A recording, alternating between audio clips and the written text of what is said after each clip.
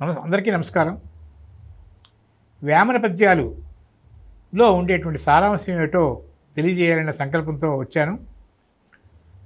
వేమన పద్యాలంటే మన భావితరానికి ఇప్పటికే మంచి ప్రాచుర్యంలో ఉన్నాయి.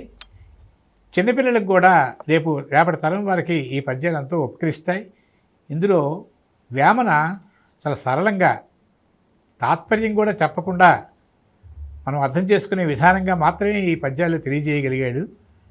వేమన యోగి, భోగి, త్యాగి, రోగి మాత్రం కాడు. కాబట్టి ఈ మూడు గుణాలు ఉన్నటువంటి ఒక మహానుభావుడు.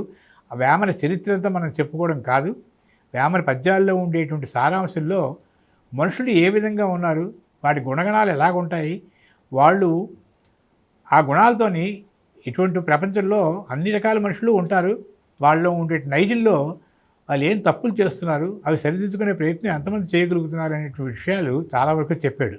ఉదాహరణకి ఈ వేమన పద్యాలు అందరూ చదువుకుంటే ఎవరికీ అర్థమయ్యే విధంగా అవి కావు. ఎందుకంటే దానికి చిన్న తాత్పర్యం, దానికి చిన్న అవగాహన శక్తి, మన జీవితంలో దాన్ని అన్వయించుకునే శక్తి కలిగి ఉంటే మాత్రం ఇవి గొప్ప పద్యాలుగా మాత్రం రాణిస్తాయి.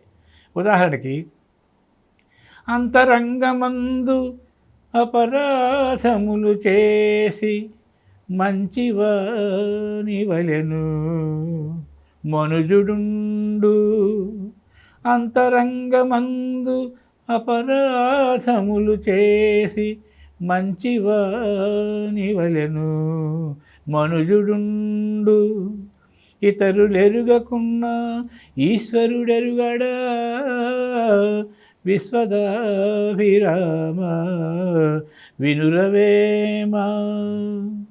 ఇది మనకు అర్థమైపోతుంది.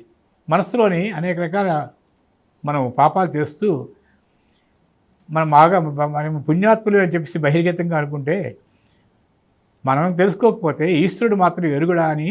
కాబట్టి మనం శుచిగా ఉండాలి, శుభ్రంగా ఉండాలి, న్యాయంగా ఉండాలి, అన్యాయాన్ని ఎదిరించి మన జీవితాన్ని సుగమం చేసుకోవాలనేటువంటి తాత్పర్యంతో ఉండేటువంటి చక్కని పద్యం ఇది.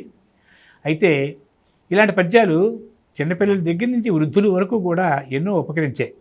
వాళ్ళందరికీ కూడా ఇవి చాలా వరకు ఎవరు ఏ విధంగా అన్వయించుకుంటే ఆ విధంగా వాళ్ళకి లాభపడేటట్టుగా ఈ పద్యాలు ఉంటాయి. ఇంకా ఈ పద్యాలు చాలా వరకు ఎక్కువనే ఉంటాయి. కాకపోతే ప్రతి పద్యానికి తాత్పర్యం అనేది మనకు అందులోనే అర్థమైపోతుంటుంది. ఏవో కొన్ని విశ్లేషణలు మాత్రం మనం తెలుసుకోరావాలి. చెప్పులోని రాయి చెవిలోని జోరీగా, కంటిలో నలుసు కాలిముళ్ళు, ఇంటిలోని పోరు ఎంతంతగాదయ విశ్వదాభిరామ వినురవేమా. వైవాహిక జీవితంలో ప్రతి ఇంట్లోని కూడా కొన్ని రకాల ఇబ్బందులు ఉంటాయి. ఎందుకంటే ఒక మనిషిని పోలి ఒక మనిషి మాత్రం 6 7 ఉంటారని చెప్పేసి మనం సరదాగా అనుకుంటాం. కానీ ఒక మనసుని పోలి ఒక మనసు ఉండదు. కాబట్టి వైవాహిక జీవితంలో సముద్రంలో ఉప్పు చెట్టు మీద కాయాలంటే భార్యాభర్తలు.